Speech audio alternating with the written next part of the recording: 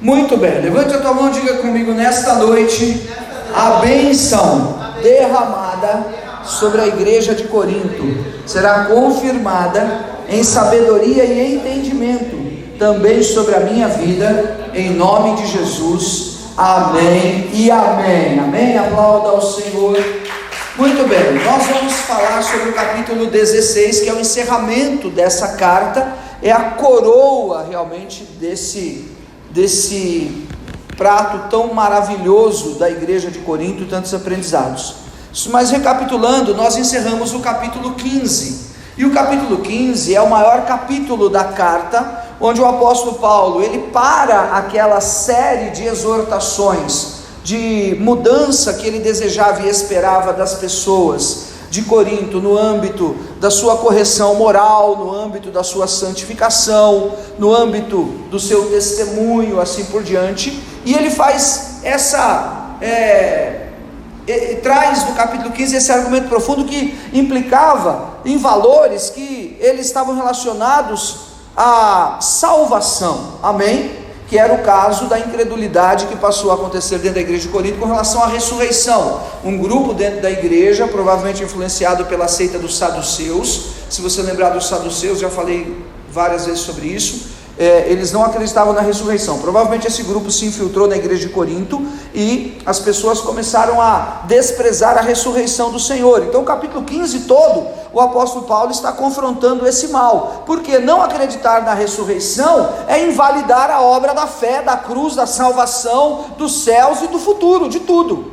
Por isso ele diz que se esperamos somente nas coisas desse mundo, seremos os mais infelizes dos homens. E se de fato Cristo, versículo 7, depois versículo 12, 1 Coríntios 15, não ressuscitou, então é vã a nossa fé, somos tolos, os mais iludidos dos homens. E aí ele vai trazendo essa comparação e mostrando a revelação da ressurreição realmente do Senhor, e fala sobre Adão e tudo mais, e é um capítulo maravilhoso, que foi 2 ou 3 mensagens que nós demoramos para percorrer, e é o capítulo 15, né? E ele traz esta revelação: a morte, onde está a sua vitória, onde está o seu aguilhão. E o capítulo 15 está relacionado à ressurreição dos mortos, ao arrebatamento da igreja, ao toque da última trombeta, está relacionado ao arrebatamento, não é? Se você se lembrar, está relacionado ao arrebatamento e à ressurreição dos mortos, todos os mortos, tanto aqueles que morreram em Cristo, como aqueles que também morreram sem Cristo.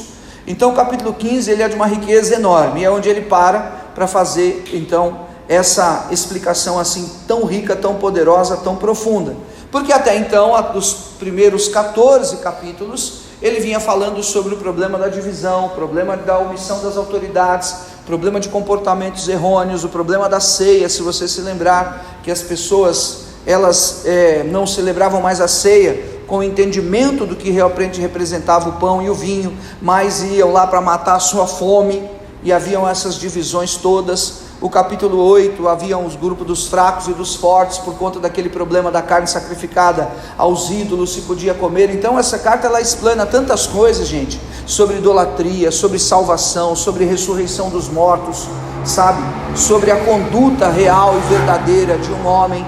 E não posso deixar de falar do capítulo 7, os casais, que são casados ou solteiros, enfim, veja lá na playlist o capítulo 7, que fala dessa questão realmente dos relacionamentos, dos homens, das mulheres, das viúvas, dos separados, dos efeminados, e está tudo lá no capítulo 7, essa explanação do apóstolo Paulo, e é tremendo, amém? Até então o capítulo 16, que primeiro o apóstolo Paulo fala sobre o problema que a igreja da Judéia está vivendo. Imagine, a igreja nasce em Jerusalém, amém? Pela ressurreição do Senhor Jesus dos mortos. Depois você vê em Atos 2 o derramamento do Espírito Santo lá em Jerusalém, no tabernáculo, no cenáculo, né? Então a igreja nasce em Jerusalém, milagres, a querigma de Pedro, a pregação com 3.000 pessoas que se convertem e tudo. Mas depois, aqui já o ano 55 da era cristã, provavelmente, a igreja estava em grande calamidade e perseguição, e havia se levantado um profeta na igreja de Atos dos Apóstolos, chamado Ágabo. Você pode pesquisar depois. E esse homem foi usado por Deus para dizer que uma grande seca, uma grande fome iria assolar todo mundo da época. Então a igreja, crendo nessa profecia de Ágabo, ela estava se preparando para levantar recursos. As igrejas já haviam se espalhado para a Ásia, de Antioquia para a Ásia Menor, já tinha chegado até a Itália, já havia chegado Roma, Macedônia, Caia, eram as províncias que haviam em toda aquela região, onde eles então tiveram esse acesso naquela geração, amém? E as igrejas então iam se mobilizar para enviar uma oferta para a igreja da Judéia, olha que coisa, que estavam em pobreza, que estavam em perseguições e sobretudo antevendo as dificuldades que eles iam viver em função dessa grande fome. E a própria palavra testifica de que a palavra de Ágabo, profeta, se cumpriu, e nos dias do imperador Cláudio, não muito distante daqueles dias, aquela grande fome, ela se derramou realmente sobre toda a terra. Então é nesse contexto desse auxílio e dessa ajuda que o apóstolo Paulo encerra e ministra a igreja de Corinto, amém? O versículo 1 que você pode acompanhar, no capítulo 16, quanto à coleta para os santos, que fazei também como ordenei às igrejas da Galácia. Agora veja, aqui tem um detalhe, quando ele diz assim, quanto à coleta para os santos, se você se lembrasse, não vou te lembrar agora, durante o livro, ele veio falando assim, olha, quanto ao que me perguntastes sobre esse assunto, ele veio colocando isso no capítulo 12, quanto ao que vocês me perguntaram sobre a ceia, com relação ao casamento, por quê? Porque ele recebeu uma carta por irmãos lá em Éfeso, onde ele estava, que fizeram todas essas perguntas. Então aqui, ele também estava respondendo uma pergunta, quanto ao que vocês me comentaram sobre a coleta para os santos, que santos? Os santos lá de Jerusalém. Isso nós sabemos por quê? Porque em Romanos 15, ele também faz menção dessa oferta que as igrejas estavam se mobilizando para enviar para a Judéia. Percebe? Se você ler somente aqui, você não vai saber disso. Mas se você conhece então esse contexto em um âmbito mais amplo, você vai ver que ele estava como apóstolo em autoridade apostólica. O apóstolo Paulo não era o apóstolo da igreja de Éfeso, ele era o apóstolo de todas as igrejas, amém? Por isso você vai ver ele dizendo assim, quanto à coleta para os santos, que santos? Os santos eram os irmãos lá, não era santo que põe na parede, os santos eram os irmãos da igreja lá da Judéia, amém? Amém. E esses santos eram pobres, porque estavam em grande calamidade e necessidade, que precisavam de ajuda, amém? Amém, queridos? Amém. Então significa que existem santos ricos, mas existem também santos que são humildes. Isso não significa que eles não são de Deus, que eles não são de Jesus, isso não significa que eles estão em pecado, senão que eles estão em provação. Quem está entendendo?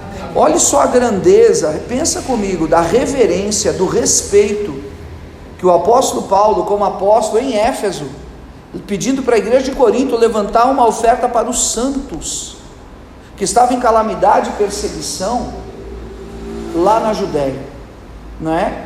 A Bíblia não conta a história, mas você sabe dos irmãos de Jesus e a família de Jesus, os irmãos de Jesus. A história da patrística dá conta que eles fundaram uma igreja muito forte em Nazaré e na região da Galiléia, que perdurou muitos e muitos anos. Então creio que essas ofertas estavam relacionadas a esse tipo de auxílio para as pessoas. Quanto à coleta para os santos, então é óbvio que havia uma coleta, havia uma ministração de oferta na igreja já naqueles dias, amém? E essa oferta, aqui estou falando da igreja de Corinto, mas você pode olhar lá em Tessalonicenses, que também não uma, mas duas vezes, o apóstolo Paulo testemunha aos filipenses da oferta que ele recebeu. A própria igreja de Corinto, por intermédio de Fortunato, enviou uma oferta para o apóstolo Paulo em Éfeso, assim por diante. Então, qual o mecanismo que Deus estabeleceu para que a sua igreja seja suprida? Qual a forma que Deus derramou e desejou dos céus para que os missionários, os apóstolos, os pastores, as portas do inferno não prevaleçam contra a igreja e a obra seja feita e alcance milhares e milhares dos séculos dos séculos? Qual é o caminho de Deus? A oferta das nossas mãos. Poderia Deus ter feito assim, plim, plim, plim, apareça dinheiro, ouro, prata, dólar e libra e euro. Podia ou não podia?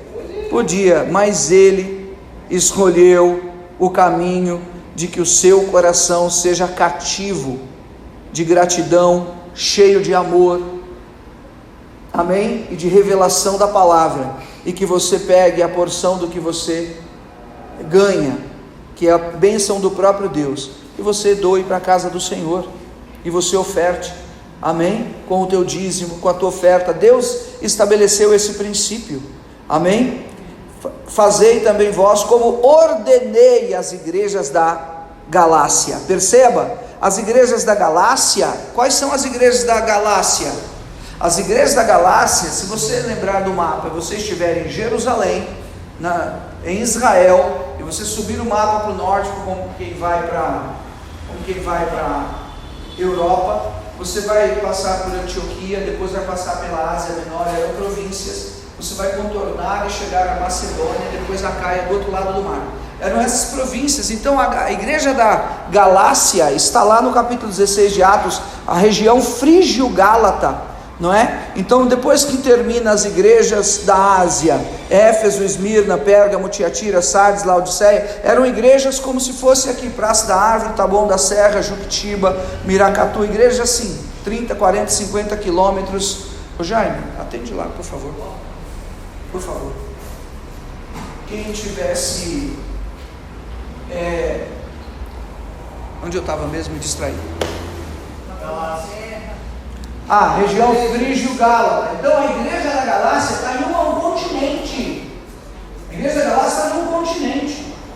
E a igreja dos Coríntios está em outro continente. Amém? Então o apóstolo Paulo está dizendo: eu já ministrei a igreja da Galácia sobre essa oferta para os santos. Quem está entendendo? Por isso ele diz: eu ordenei. Então, queridos, o apóstolo, a autoridade apostólica, não é o pastor da igreja de Éfeso que está ministrando aquela situação, não, é a autoridade apostólica que está ordenando na Galácia, ordenando em Éfeso, ordenando em Tessalônica, na Macedônia, em Filipos, está ordenando aos coríntios. Está entendendo a diferença do que é uma ordenança, do que é a autoridade local do pastor? Amém? Então essa é de fato a autoridade apostólica, e isso nós precisamos realmente observar aqui, porque ainda hoje há esse questionamento sobre a autoridade apostólica, sobre o apostolado, etc, etc, etc, e isso quem diz, para você ter uma ideia, não somos nós que somos uma igreja apostólica. Quem atesta da autoridade apostólica como ordenança, como capacitação de ordem, de validade, é a própria igreja que segue a teologia reformada. Olha que coisa, amém? Deu para entender então essa questão? Havia a oferta, e é o caminho de Deus. Versículo 2: no primeiro dia da semana, cada um de vós ponha de parte em casa, conforme a sua prosperidade, e vá juntando, para que se não façam coletas quando eu for. Aqui é muito interessante, o apóstolo Paulo está dizendo pela carta: olha, eu vou aí passar por aí que eu quero falar com vocês. E se você se lembrar, duas vezes no capítulo 4, depois no capítulo 9, ele havia, perdão da palavra, quebrado o pau com eles, dizendo que eles estavam sendo perseguidos, não reconheciam sua autoridade apostólica, e ele disse assim: eu quero ir aí falar com vocês face a face.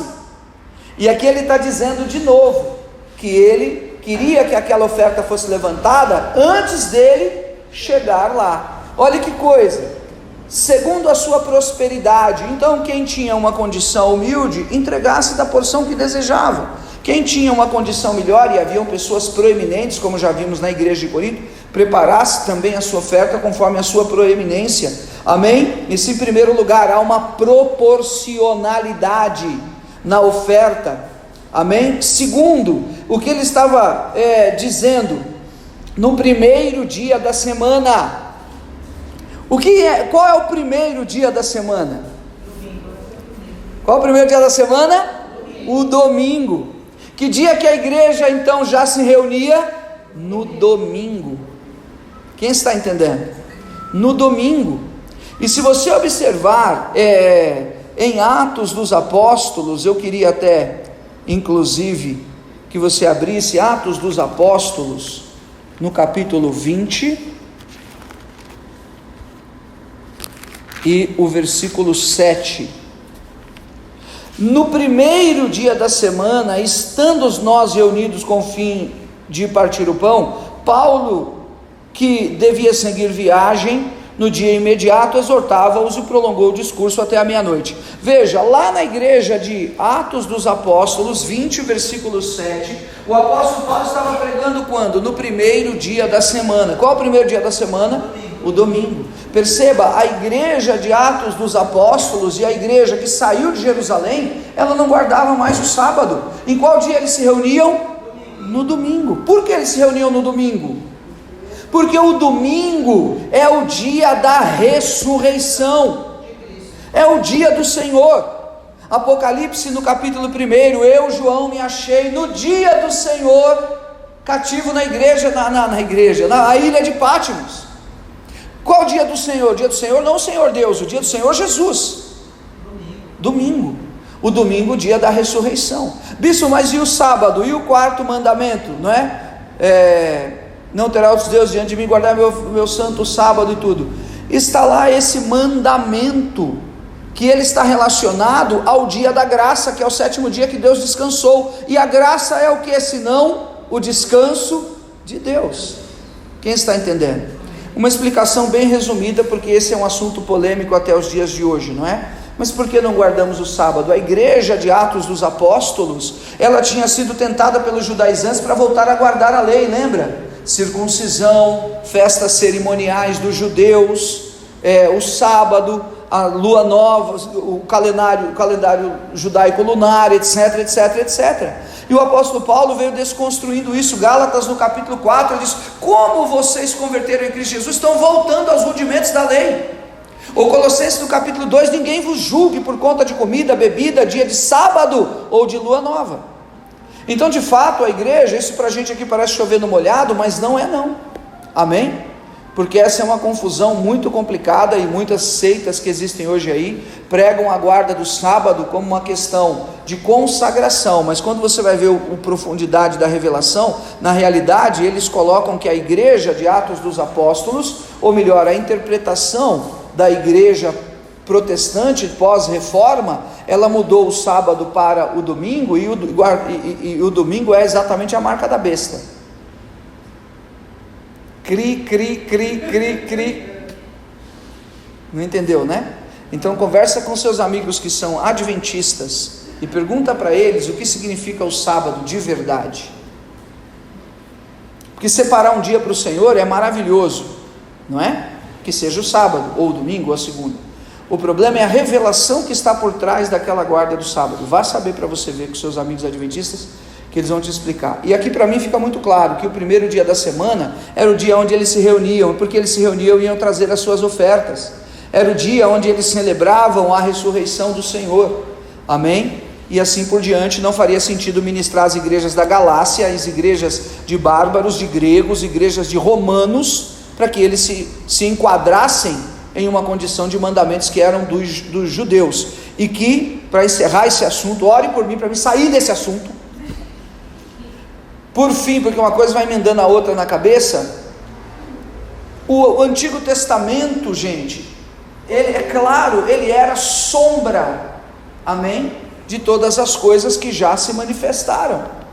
Ele era sombra das coisas que agora já se vê em Cristo Jesus. E se já chegou aquele que era esperado e fazia sombra sobre tudo, você não precisa mais da sombra, porque agora você já vê o objeto de fato, ou na realidade o Senhor, o Filho de Deus de fato, amém? Pronto, amém. Deu para entender então que é domingo, né? Vê se vem para a igreja no domingo, então, depois de tudo isso que eu falei, não é possível. Pelo menos no domingo, amém?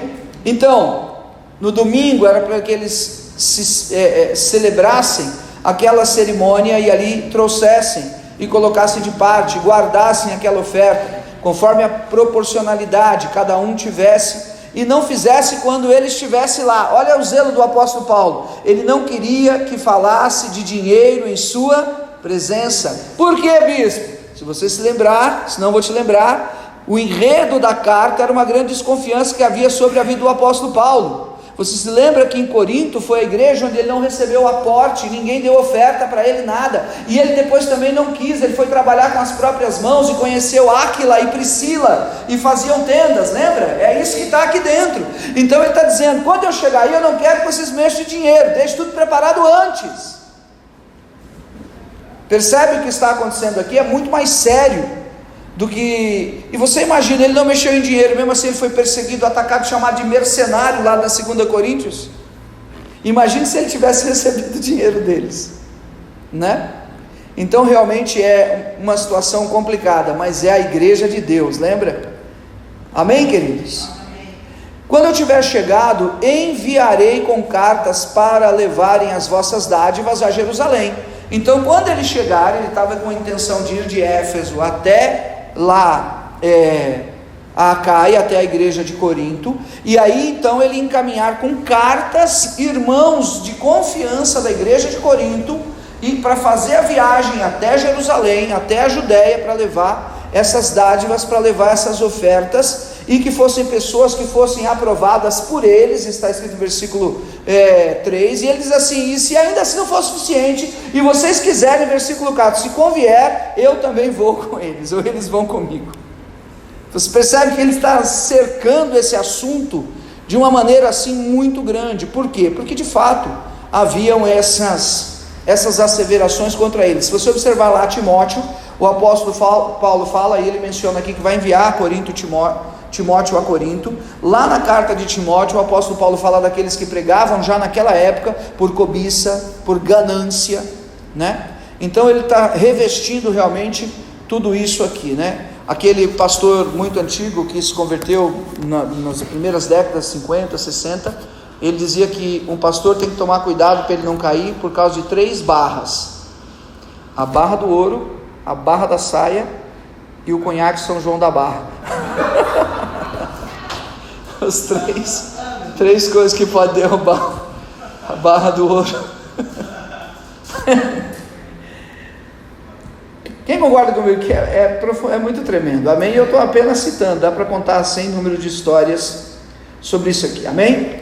Versículo 5, então a primeira parte é a oferta da igreja da Judéia, que talvez você sabia, eu não lembrava, talvez alguém aqui nem sabia disso, mas a igreja lá de Corinto, depois de mais de 20 anos da ressurreição do Senhor, por conta da revelação de um profeta, que não era o apóstolo Pedro, um profeta que Deus levantou, falando de uma grande fome que haveria na terra, estava se mobilizando para suprir as igrejas da Judéia, amém? Versículo 5, agora o apóstolo Paulo vai falar dos seus planos. Olha que coisa tremenda é essa, preste atenção. Irei ter convosco por ocasião da minha passagem pela Macedônia, porque devo percorrer a Macedônia. O apóstolo Paulo estava em Éfeso dizendo assim, olha, eu vou até Corinto, só que eu vou primeiro passar na Macedônia, que a Macedônia é o que, bispo? É a igreja de Tessalônica, que era a grande capital romana da Macedônia, e Filipos, que é a igreja, a carta que a gente tem dos filipenses, e depois eu vou chegar até Corinto. E ele está dizendo, eu não vou passar rápido, eu quero ficar aí todo o inverno.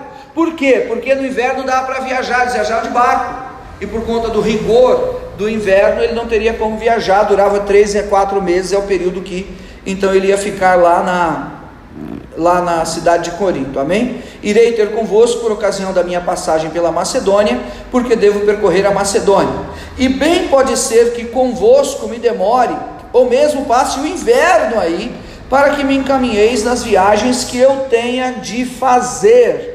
Aqui o apóstolo Paulo abriu o coração dele, ele está dizendo, olha, eu tenho que continuar fazendo viagens, e aí nesse caso, se vocês quiserem me abençoar e me suprir, então eu vou aceitar. Então também de parte a parte ele foi compreendendo que o rigor que ele utilizou, rejeitando por completo a oferta e o favor daqueles irmãos, e um sem número deles o amavam de fato, tinha muita perseguição e provocação contra ele, mas tinha gente que o amava, acabou os ferindo também.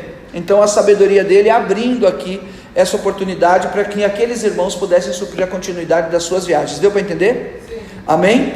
Porque não quero agora ver-vos apenas de passagem, não quero ir aí buscar fogo, eu quero ficar aí tempos com vocês, até por conta de ministrar todos esses assuntos que vinham sendo ministrados, amém? Pois espero permanecer convosco algum tempo, Agora aqui está o detalhe: se o Senhor o quê? Se o Senhor permitir. E esse é um grande segredo, amém? O homem faz planos, mas a resposta vem de Deus. Ainda o apóstolo Paulo, que ordenou a oferta à Galácia, à igreja de Corinto: eu vou até aí, mas se Deus permitir. E ele sabia disso, porque ele tentou ir para outros lugares, o Senhor não permitiu, queria que ele fosse para Macedônia. Está lá no livro de Atos dos Apóstolos. Então nós temos que tomar essa lição também, dentre todas essas outras lições que estão aqui, amém, queridos? Se Deus permitir. Mas não é o jargão evangeliquez que fala assim: se Deus quiser. Você já viu? Tem uma raiva disso. Se Deus quiser. Outra coisa que eu não gosto é falar assim: Deus te abençoe a todos nós, ou nós todos. Como é que fala?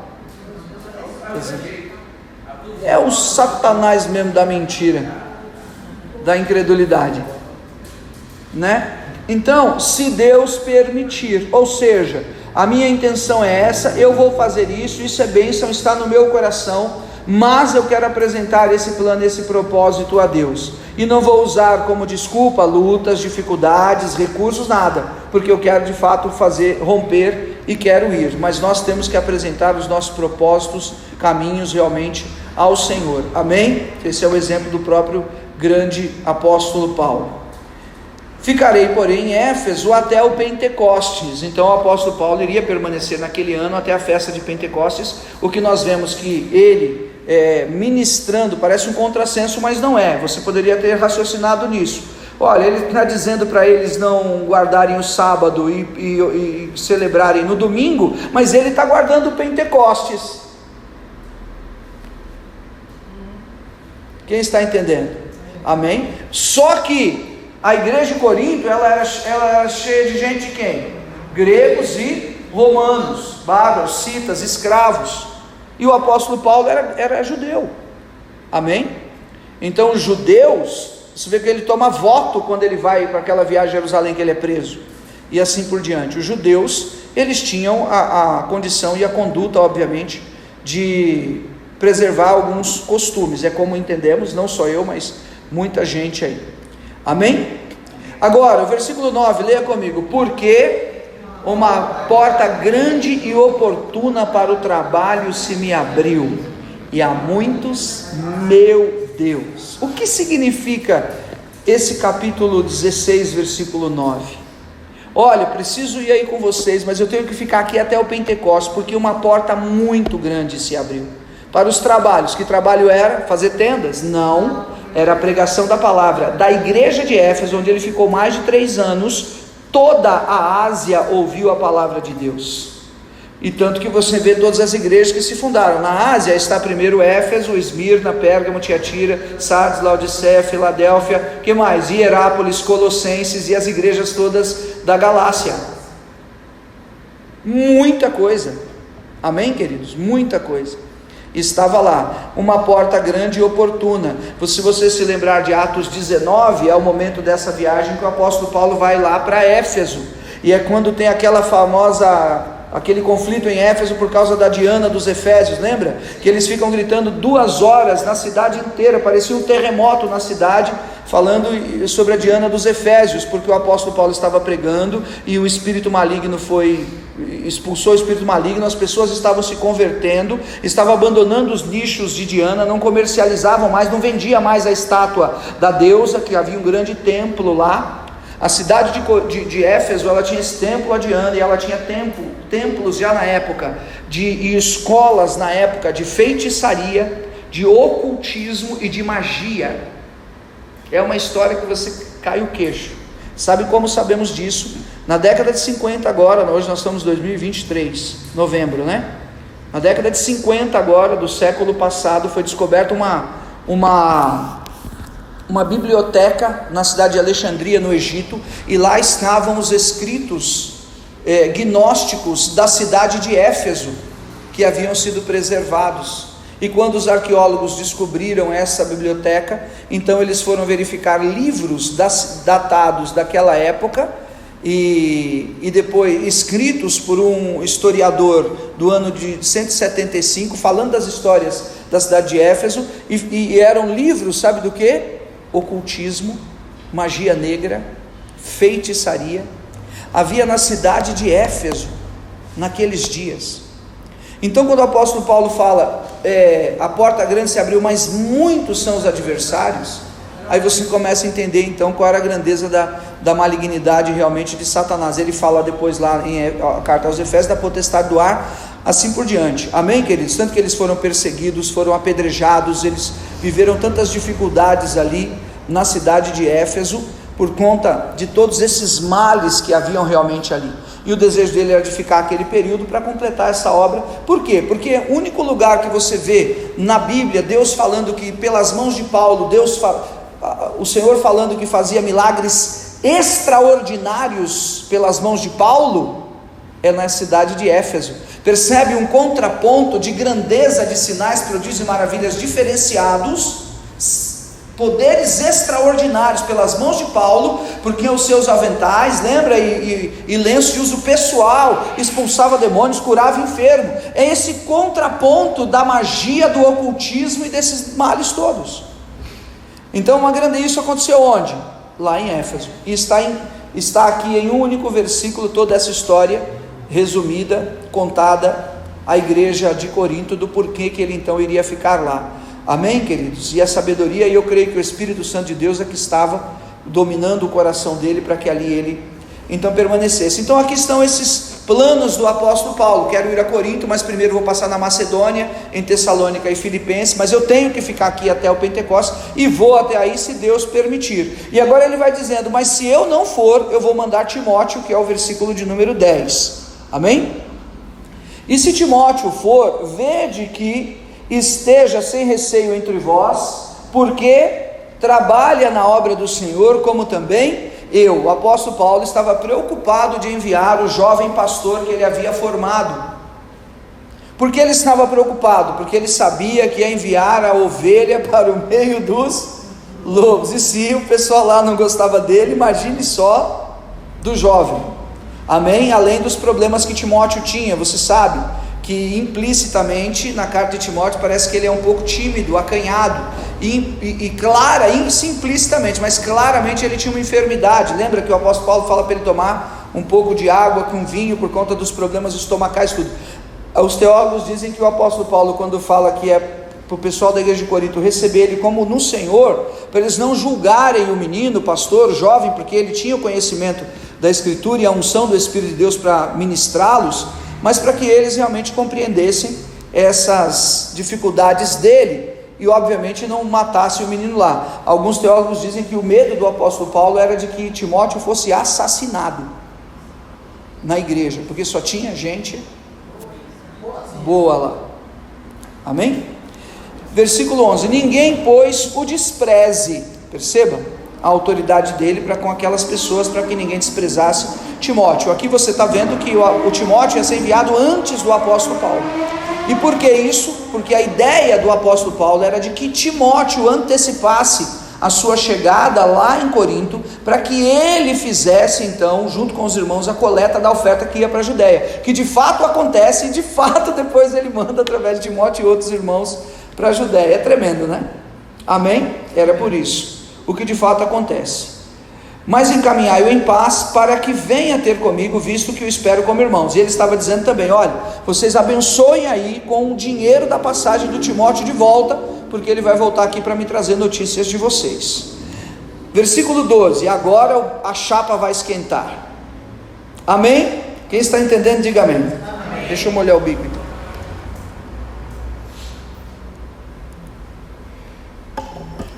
Acerca do irmão Apolo, quem se lembra de Apolo? Muito lhe tenho recomendado que fosse ter convosco em companhia dos irmãos, mas de modo algum era a vontade dele ir agora. Irá, porém, quando se lhe deparar boa oportunidade. Bispo, Timóteo, Apolo, está uma confusão retada. O que está acontecendo é que o apóstolo Paulo está lá em Éfeso, na Ásia, amém? Quem está lá com ele? Lucas, que escreveu Atos, Timóteo, Priscila, Áquila. Quem é Priscila e Áquila? No começo do Coríntios nós falamos, o casal que estava em Corinto e veio para Éfeso com o apóstolo Paulo. Eles tinham uma condição do seu trabalho e eram prósperos em Corinto. Depois tinha uma casa também em Éfeso, e tinha uma igreja na casa deles. Quem estava lá além de Timóteo, de Silas, outros irmãos? O Apolo. Quem é o Apolo? Apolo é um judeu de Alexandria, no Egito.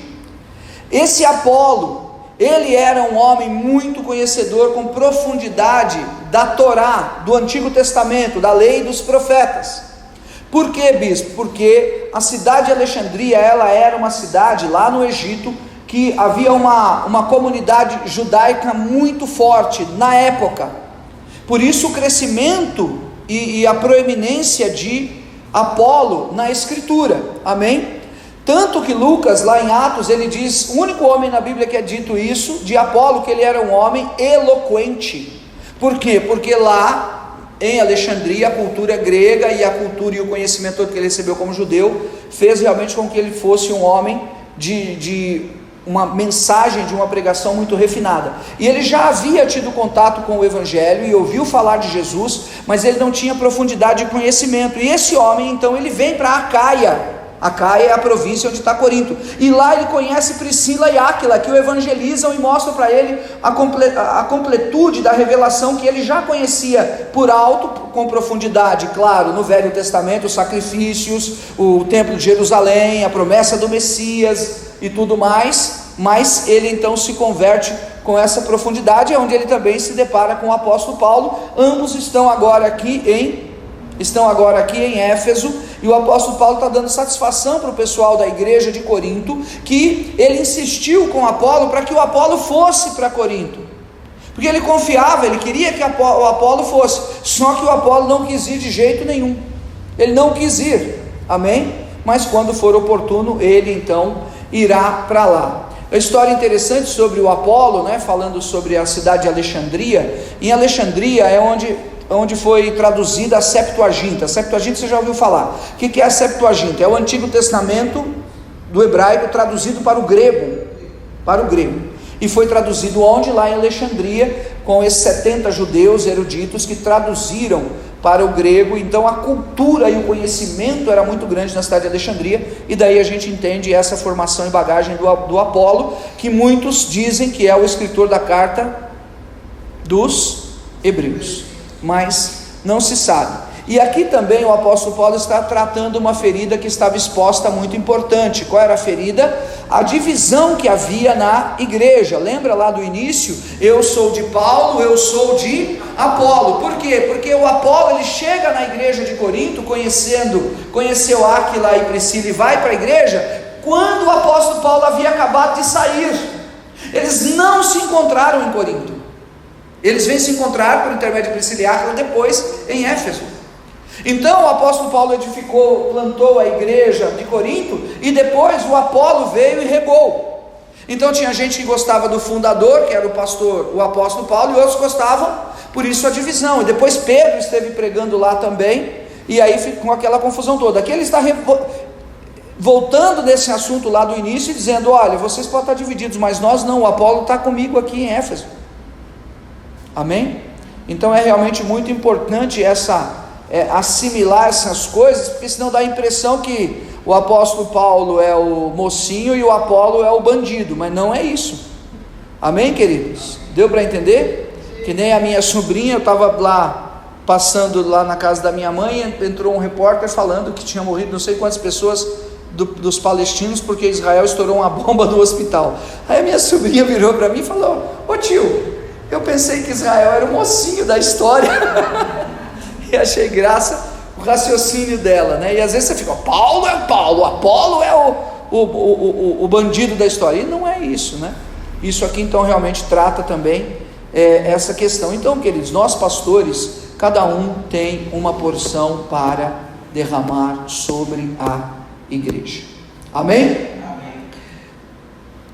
E como ele diz, né? Edifício de Deus, lavoura de Deus sois vós. Nós somos cooperadores por intermédio dos quais crestes. Muito bem, aí ele faz, depois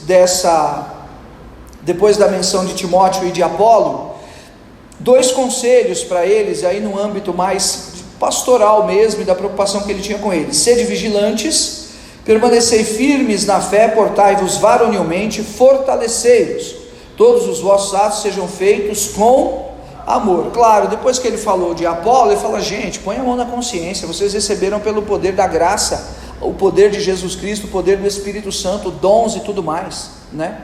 Como já foi falado. Então fiquem firmes, sejam vigilantes, vivam realmente em amor os conselhos dele. E creio eu aqui, quebrando mais o gelo, depois de tantos confrontos que nós vimos que aconteceram, e de fato aconteceram mesmo, ao ponto dele ter mandado expulsar uma pessoa da igreja. Se você se lembrar, o que ele vai falar na última linha aqui, ele não podia deixar escapar. Veja comigo, vamos lá, vai dar tempo, amém? Versículo 15: e agora, irmãos, eu vos peço o seguinte. Agora aqui é, como eu falei, aquele aspecto da lição de reverência e de respeito realmente à autoridade espiritual. Agora, irmãos, eu vos peço o seguinte. O que ele quer pedir? Isso aqui, quando ele diz eu peço o seguinte, não estava lá na carta.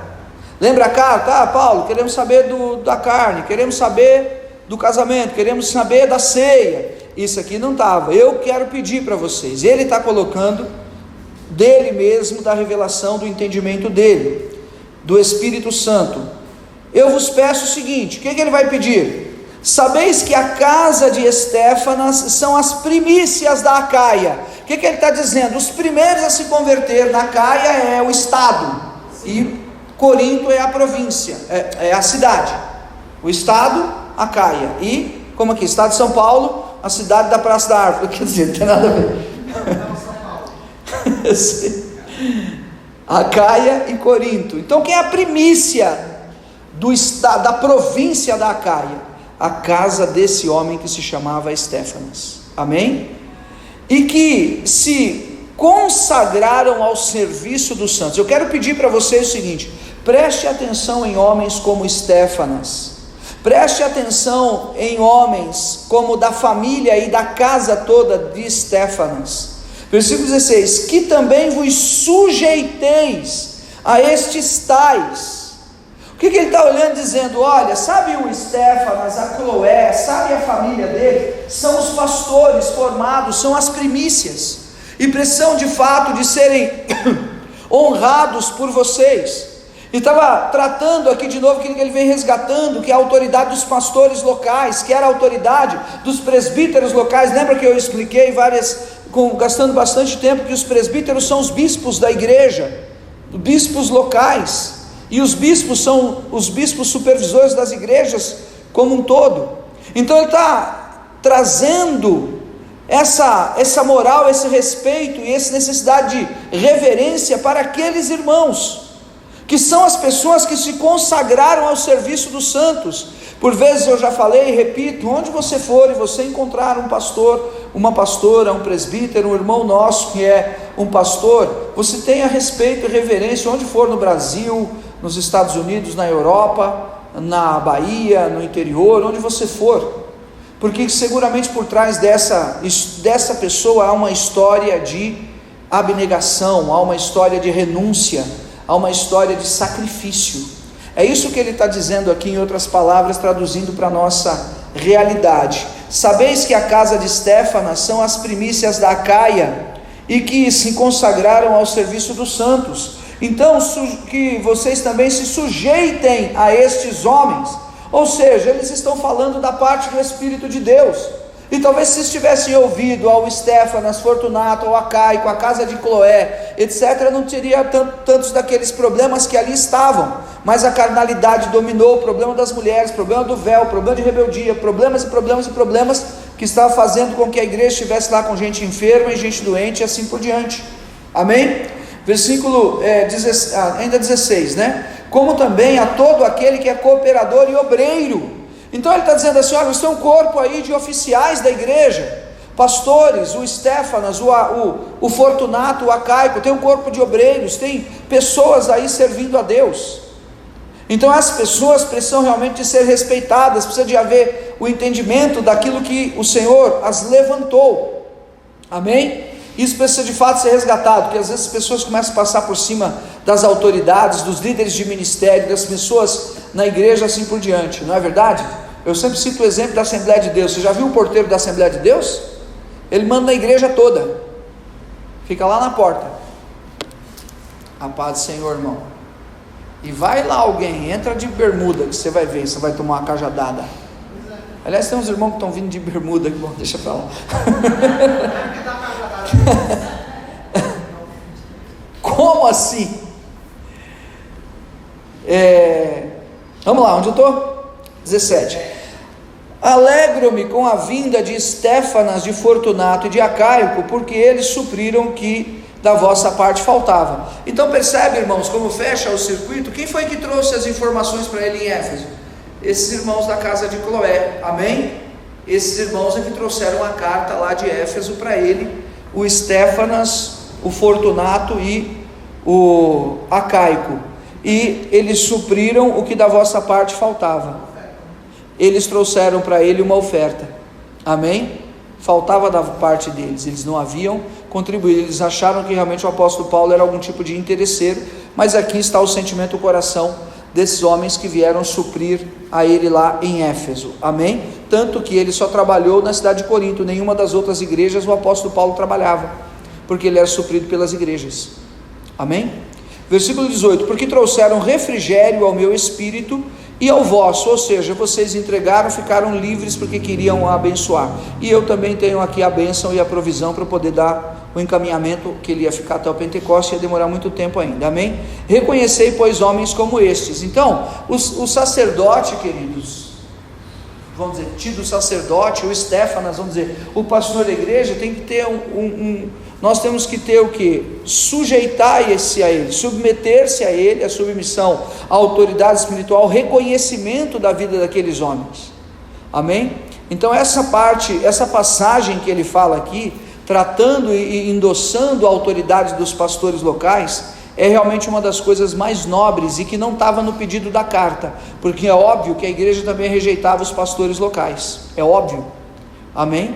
Mas ele retrata aqui essa autoridade como se fossem seus próprios filhos, gerados de entranhas, não a Corinto, mas aos Gálatas, ele usa esses termos, amém? Muito bem, até aqui tudo bem? Amém ou não amém? Está muito chato? Não. Versículo 19: as igrejas da Ásia vos saúdam. Meu Deus, as igrejas vos saúdam, amém? Eu acho que a igreja de Corinto, ela nem sabia o quanto ela era amada e falada no mundo inteiro, porque Priscila e Áquila vieram de Corinto, não vieram? Eles espalharam a notícia, não espalharam? Poxa, lá aconteceu tanto milagre, tanta gente se converteu. Já imaginou? O próprio apóstolo Paulo e Apolo, quanto ele não falou das grandezas que Deus fez ali naquele lugar, não é? Então as igrejas tinham zelo e um apreço e uma admiração muito grande pela igreja da Praça da, quer dizer, pela igreja de pela igreja de Corinto. Então as igrejas vos saúdam no Senhor, muito vos saúdam a Áquila e Priscila. As igrejas saúdam, porque elas ouviram falar. Agora Priscila e Áquila não. E aqui você observar, é uma ênfase, eles conheciam aquelas pessoas, e aqui você vê a saudade, o zelo que eles tinham. O que eles tinham? Comunhão, e é na comunhão onde que o Senhor ordena a bênção, e bem assim, a igreja que está na casa deles. Olha, Áquila e Priscila, queridos, não eram os apóstolos, mas lá em Éfeso fizeram uma obra sem igual, melhor, em Corinto e em Éfeso tinha uma outra casa, e uma igreja também na casa deles, amém? Então são pessoas assim grandiosas mesmo, que a gente precisa de compreender a importância dessas pessoas, amém? Todos os irmãos vos saúdam, saudai-vos uns aos outros com ósculo santo. Não é óculo santo, amém? É com ósculo santo, que é o beijo, que era para eles então terem esse sinal de intimidade ali com eles na igreja. E se alguém, agora o versículo 22, aliás 21, a saudação escrevo-a eu, Paulo, de próprio punho. Então veja, o apóstolo Paulo não escreveu a carta, ele ditou a carta, ele só escreveu a saudação e a assinatura. E aqui é onde muitos dizem que a enfermidade que o apóstolo Paulo tinha cometido os seus olhos, Não se sabe, mas faz muito sentido, né? É retratado nesse filme que tem aí, Paulo, o apóstolo, é retratado isso, mas não se sabe, é só um comentário. Mas não é por isso que ele assinava de próprio punho, você sabe, porque já mencionei em outra mensagem aqui, é porque haviam cartas falsas sendo enviadas para as igrejas como se fossem cartas do apóstolo Paulo. Então, por isso essa preocupação dele de assinar com o próprio punho, amém? Versículo 22, se alguém ama o Senhor, se alguém o que? Não ama o Senhor, seja anátema. Bom, depois ele estava indo até bem, né? Despedindo, pessoal, eu amo vocês, não leva mal, vamos poupando os quentes, sabe assim, bate, depois assopra, daí ele vem e dá no meio de novo. O que ele falou? Se alguém não ama o Senhor, seja anátema. Então ele está dizendo assim, ó gente, continua sendo o mesmo apóstolo Paulo, não mudou nada, mas aqui está o entendimento de que ele não queria, isso não é só a minha interpretação, mas de outros teólogos, não que eu seja teólogo, de outros eruditos, mas não que eu seja erudito, mas enxergam que ele está olhando, dizendo assim, olha, tem todas essas bênçãos aí para vocês, e Deus vai suprir vocês em tudo, mas vai lá e expulsa aquele cara que está tendo um caso com a madrasta, lembra? Vai lá e toma providência no que tem que fazer, porque quem não ama o Senhor, seja anátema. Detalhe à parte, ele não está falando obviamente aqui dos ímpios da cidade de Corinto, amém? Que seria um absurdo, porque ele estava querendo que os ímpios de Corinto se convertessem. Ele está falando para os crentes, ele está falando para a igreja, dentro da igreja ele está dizendo, está dentro da igreja, não dá o testemunho, já teve tempo para se arrepender, não ama o Senhor, seja anátema. E anátema significa o quê? Maldito, maldição, amaldiçoado, né? Amaldiçoado.